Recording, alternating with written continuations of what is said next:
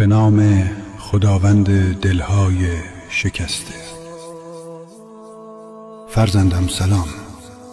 هیچ یک از احوالت بر من پوشیده نیست و از تو به تو آگاه ترم.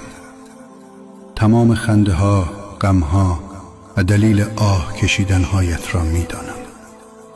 اگر دنیا رنجیده خاطرت کرد، آرام باش و بدان کسی هست که نگران توست.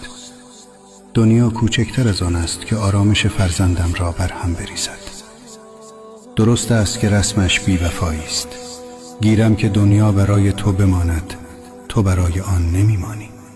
پس آرام باش و بدان که پدر در کنار توست.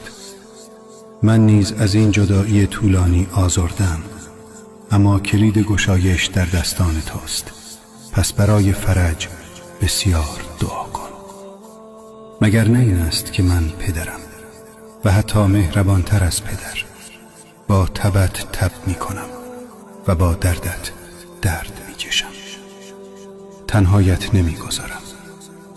هر زمان گرفتار شدی صدایم کن. من در کنار تو هستم، به همین نزدیکی. پدرت حجت ابن الحسن.